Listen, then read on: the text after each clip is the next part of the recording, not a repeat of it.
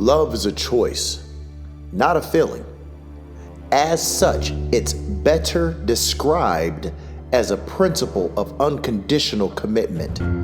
Popular teaching is diabolically opposed to this idea. Today, love is somehow synonymous with being happy. When did love, which originated in a ride or die dedication, become replaced with a fleeting emotion? Happy originated as a term for good fortune or luck. What sane adult would base their relationships, life, or internal state on luck or good fortune? From its inception, happy certainly seems an inept barometer by which to measure love. In all fairness, today, happy is used to denote a feeling of satisfaction or confidence in something or someone. Nevertheless, there's still a fundamental problem with gauging our love by the measure of satisfaction or confidence we feel towards a person or a situation, because life doesn't always inspire us to experience pleasure or trust in people and circumstances despite their relevance and importance to our well-being. How many times have we started something due to righteous conviction, only to be completely jaded by the very thought of that endeavor after the infatuation encouraged by the experience's novelty has faded? What once set our emotions ablaze is now dripping with dread because we've gotten into the process and discovered how much suck is involved, and we surely aren't satisfied. Understand, the goal can be completely in line with our desired destiny, but because we live on earth, we can rest assured, despite our truest efforts, the results aren't going to meet our expectations. For this reason, we naturally won't feel complete confidence in the situation. Doubt enters our zone, and we are far from confident and or satisfied, but we choose to believe even though we don't believe, and we commit to the soul-sucking process in faith that the currently unbearable process will generate a great harvest. In other words, we commit without the condition of feeling confident that things are going to work out. We commit without trust that 1 + 1 is going to finally yield 2. That's the thing about life. Math doesn't always immediately math in the real world. 1 + 1 is 2 in theory, but life will force us to input the correct variables into the equation thousands of times before the expected solution is materialized. So again, I ask, what sane adult would base their decisions on happiness? Now, the truth just discussed experiences its highest expression in the context of an intimate relationship. Unlike finances, fitness, professional ambitions, and personal development, love relationships require another person to participate at a high level in order for the relationship to flourish. In time, with pursuits outside of intimacy, we'll reap what we sow. But if another person refuses to respond to their calling as a partner, which they have the power to do, we are going to suffer. If this happens, satisfaction and or confidence isn't going to abound.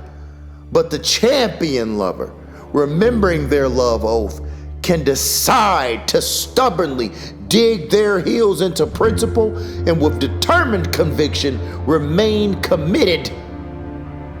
This is going to be impossibly difficult because of the natural heartbreak that one committed to a fair weather partner inevitably experiences as they dig deep to continue to be vulnerable. And it's devastating, even on a minute scale, to open up to only be rejected.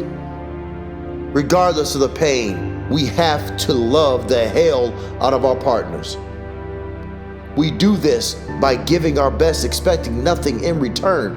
Ultimately, in the purest sense of the word, we love. Love doesn't give to get, but the universe was designed to bless those that give. Therefore, we don't have to worry about receiving. Our job is to give, and the return on our investment will be paid. Eventually, due to our faith, which is demonstrated with our works, we can attract out of our partner the lover that we long for. The problem with many of us is that we're waiting for someone else to give to us before we give to them. And this is fundamentally opposed to the design. You only get what you give. So we can't play ourselves by waiting to get before we give. And this is the very reason many of us exist in vacuous relationships. This love isn't for the soft or faint of heart. Love is long suffering, which means it suffers long. And it ain't nothing happy about that. But there is an abundance of gain within the inherent pain of loving. Now, lovers lose. I'm not saying that people will always respond to the positive power of love. Yeah, we can lose, but what do we lose? A person determined to serve themselves? I mean, really, besides a narcissistic psychopath, what human is going to refuse another's genuine acts of love? We were designed to be connected with one another. So if a person is determined to reject our persistent attempts at loving them, they are dead weight. So allow them to exit. See, we haven't lost someone. We've gained the most important person we could ever acquire, and that's us. Furthermore, the demon that we attracted while in our immature state will be replaced by someone that reflects the new creature we've become through the crucible of love. So no matter how the temporary setbacks play out, we're going to get what we gave. And we can only give what we are. So by serving in love, we're developed into the most beautiful people we can imagine, which means unfathomable beauty will be attracted to us as well. Therefore, in the end, love wins. Let's have faith in love, real love, not this here today, gone tomorrow, happy chasing nonsense that's being sold as a cheap substitute for love. Let's embrace that I'm rocking with you till the wheels fall off. Old school love. It's extremely challenging, and we will lose ourselves in the pursuit of love. Yes, the loser, the greedy, scared, guarded, insecure, quitting self will be lost. And it will be painful because despite its ugliness, it's still a part of us. And we will feel the pain of its death and mourn its passing. However, the truly powerful people we become in the service to and for love will make us damn near invincible. Do you believe it? If so, make the choice to love today.